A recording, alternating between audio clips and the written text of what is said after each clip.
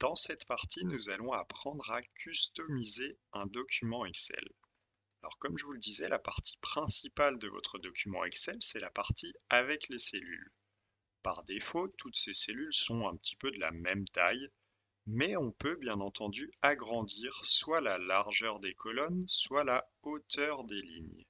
Alors pour ce faire, vous voyez, je sélectionne en cliquant dessus la colonne A, et lorsque je vais me mettre entre l'intitulé de la colonne A et l'intitulé de la colonne B, mon curseur se met comme ceci avec une flèche horizontale et une barre verticale. Et si je clique et que je maintiens le clic, je peux régler la largeur de ma colonne. Hop, je le fais par exemple ici, je l'agrandis, je le diminue, comme ceci. De la même manière, pour la colonne B, pour la colonne C, je peux vraiment ajuster l'ensemble des largeurs de ces colonnes. Si je souhaite que toutes mes colonnes aient la même largeur, mais qu'elles soient un petit peu plus grandes, eh bien je les sélectionne toutes et je viens faire à l'extrémité droite de la colonne sélectionnée, je viens ajuster la largeur de mes colonnes.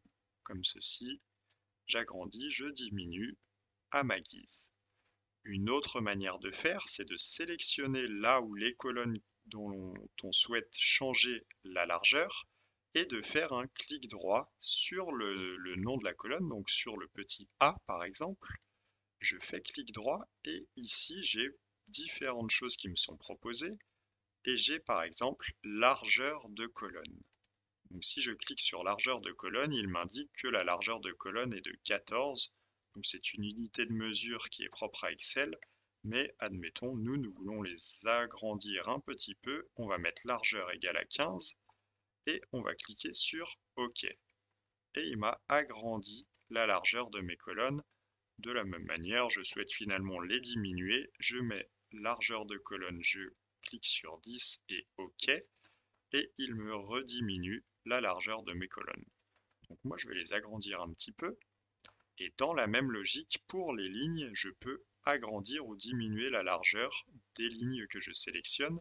Donc je viens sur le petit 1, je sélectionne, je maintiens le clic pour aller sélectionner l'ensemble des lignes que je souhaite. Soit j'utilise en me mettant à l'extrémité cette possibilité-là, en augmentant la largeur manuellement, soit je fais clic droit, hauteur de ligne, et je viens modifier moi-même à la main la hauteur de mes lignes en inscrivant un chiffre plus élevé ou moins élevé et en cliquant sur OK.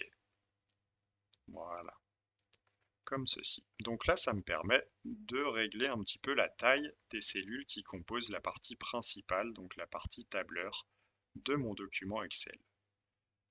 Deuxième chose que je peux faire, c'est de venir modifier le nom de mon onglet, le nom de ma feuille Excel. Donc pour ce faire, je double-clique sur le nom feuille 1 et Excel sélectionne l'intitulé et je vais mettre nom feuille Excel par exemple et je clique sur Entrée et là j'ai renommé ma feuille Excel. Deuxième manière de faire, je fais un petit clic droit sur le nom de la feuille et vous voyez ici j'ai la possibilité de renommer ma feuille. De la même manière, je vais écrire un nouveau nom, donc je vais mettre, hop, admettons, j'ajoute un petit numéro 2. Voilà, donc ma feuille Excel est maintenant renommée. Je peux également changer la couleur de ma feuille Excel en faisant un petit clic droit sur le nom de ma feuille. Et ici, j'ai couleur d'onglet. Donc couleur d'onglet ou couleur de feuille Excel, c'est la même chose.